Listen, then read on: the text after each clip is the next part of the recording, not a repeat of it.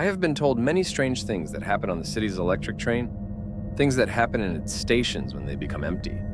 Voices, shadows, and very cold air. I suppose that if ghosts exist, the electric train is a good place for sightings. Years ago, I had my own experience, perhaps the only supernatural thing that has happened to me in my life. Over time, I discarded my initial theory that it was an extremely elaborate and macabre joke. It happened in 2010. I went to live in the capital and my girlfriend went to visit me. We went for a walk in the forest that is in the city. We continued talking and we went to dinner. We finished our meal when we realized that it was already very late, and a forest ranger told us they can't be here anymore, heading our way. At the exit, and they wouldn't really like to stay in fact, and added with a small smile as we headed towards the exit. We heard someone speaking to us from the darkness. It left us somewhat nervous, sensitive. It is strange, and perhaps it left us extremely perceptive for what was to come. We bought a soft drink and headed to the airport. Being 11 at night, we ran to the electric train station. Anyone who has traveled the forest path to this station will know that it is not the most desolate path at that time. But we traveled through them without any setbacks, arriving at the second station, this being the oldest of the electric train. We had to cross the city and transfer 2 stations and arrive. Finally, at the airport, we met some people on the electric train, and the station we got off to transfer was desolate. The strange thing is that there are always people. This station is very busy, used, and there were no people on any of the platforms. The temperature of the station felt pretty cold. At the other end, near the last car, we were waiting. When the train arrived, we got into an empty car. When we sat down, I felt a little chill. We both talked about it. We had been a little nervous since we heard that voice in the forest. Now that scared feeling that something was about to happen, it was becoming more intense. I turned my gaze towards the other end of the car. There was a woman. We never saw her at the station or inside the car when we boarded it. This woman was smiling at us, showing her teeth, with expressionless eyes, but looking clearly at where we were. I didn't know what to do. I stayed silent. I looked at the floor. My girlfriend reacted by greeting her, saying goodnight, but the woman didn't respond and it didn't take her eyes off us.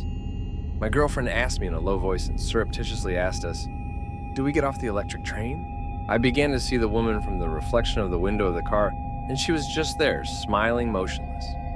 We arrived at the next station, and we could see that the woman slowly got up and lowered her skirt dress that she was wearing. It was long, you couldn't see the bottom.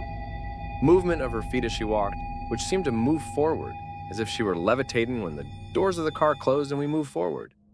At the same time, we launched into a nervous laugh of relief. Even though we were bewildered, the laughter ended when at the next station the same woman got on, back to the car just before the doors closed. And this time, he sat almost in the middle of the car, much closer to us. My girlfriend told me to change cars at the next station. I nodded when we got to the next station. We stood up and she also stood up. The 3 of us stayed still and I squeezed my girlfriend's hand out of fear. At that moment, I decided that I was not going to fall for that woman's joke or game, thinking that it could be the same person who wanted to scare us. My girlfriend and I sat down. She also sat down in front. When the doors closed again, there was not much distance. Between us, we arrived at the next station, and finally, there were some people on the platform. I was grateful as a blessing from God when a woman and some young people got on. There were still 14 stations left to get to the airport. I didn't believe I could endure a trip like that with that woman, who was staring at us. Without any setbacks, we arrived at the next station. 2 of the young people got off, and now there were only 5 people in the car. The woman now seemed to hide her smile by looking at the floor, but with her eyes fixed on us, at the next station, they got off 2 other people. I felt even more nervous. There was still half of the route left. The stations passed, and no one got on, and without noticing it, the woman came a little closer with each change of station. I prayed to God that the light would not go away, or that the electric train would not stop between the tunnels. At the next station, the lady left the car very quickly, as if scared. The door closed, and she looked at us desperately, as if she knew something. Once again alone, next to that woman with the sinister look. That strange woman who was staring at us. It's very strange, I don't remember well. Her face because we never saw it brave enough, perhaps. But I do remember the open eyes and the very white smile. My memories, it is as if the rest of her face was empty. And now she was standing there just 3 meters from us. We still had 2 more stations left. In the next one, we ran to change cars before they closed the doors. When we reached the other winged car, there were 3 people in it and 2 others got on. That penultimate station, we could see how the woman was standing in the center of the adjacent empty car, looking towards us. When the doors opened, we hurried towards the airport. We were able to talk a lot at the airport with some time.